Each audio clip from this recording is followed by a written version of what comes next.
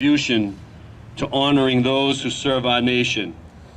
They include Veterans Agent Lisa Downey, our Department of Public Works, our police and fire departments, and most importantly, our various veterans groups. I'd also like to take a moment before I close to make two important points. First, over the years, I've personally found most of our servicemen and women to be humble and reluctant to share their personal stories of service. Today, I want to renew my plea to each of our veterans to find time to share your individual experiences with others. Your personal history is important for all to hear and know. The discipline and routine of service in and of itself is an admirable calling. That service itself makes you a hero. You need not have medals or make headlines to attain that status. Last year, I spoke of a close personal friend who passed away.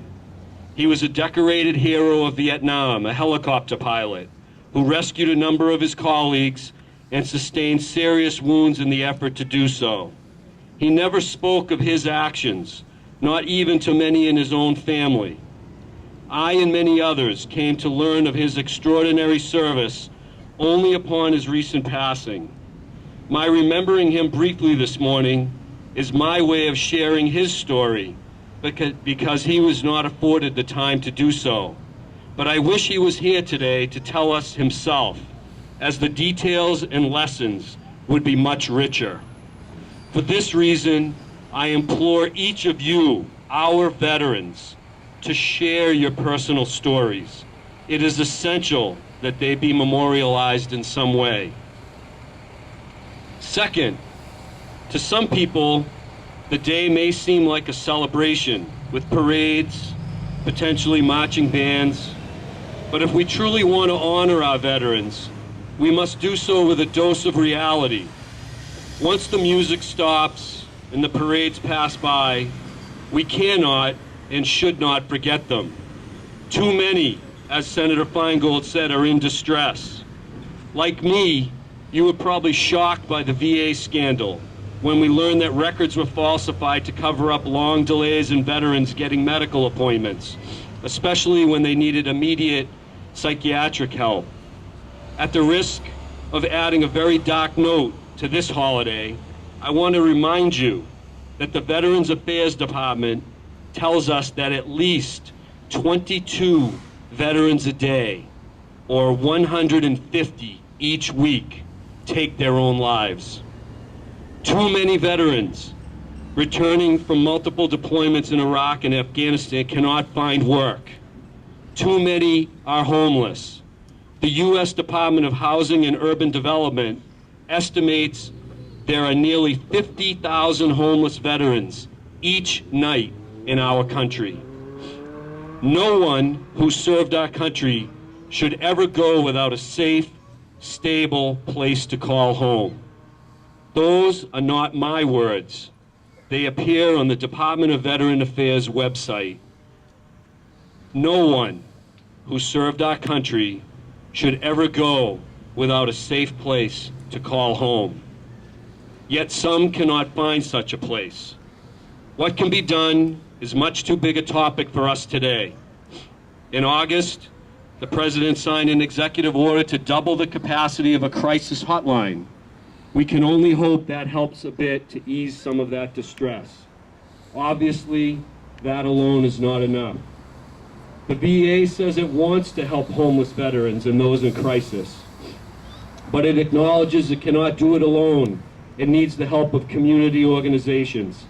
The VA invites you, your neighbors, our community groups, to visit their website to learn ways that you can help. The website's easy to remember. It is va.gov/homeless. That's va.gov/homeless. Perhaps there's more that we can each do besides gathering here today to express appreciation for their service and go home until our next patriotic holiday. I'm going to end this service with the assistance of the Tewksbury Swinging Singers, who will sing God Bless America.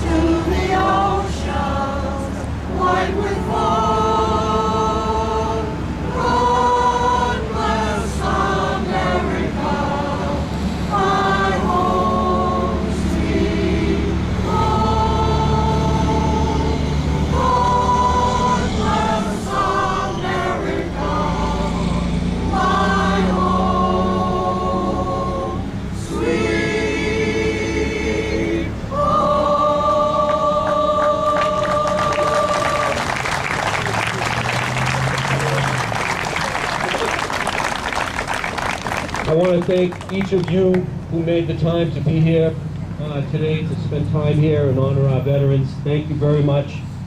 Have a great afternoon.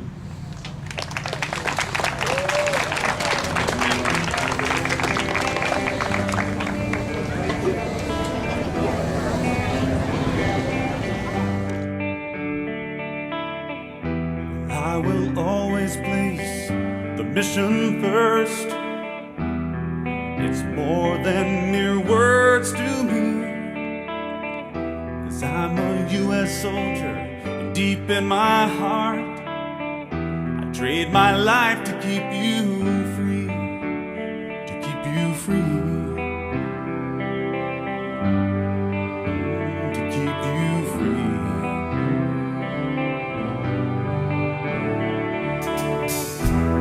I will never accept defeat. It's not what you'd expect from me. I'll grab my weapon, lace my boots up tight. I heed the call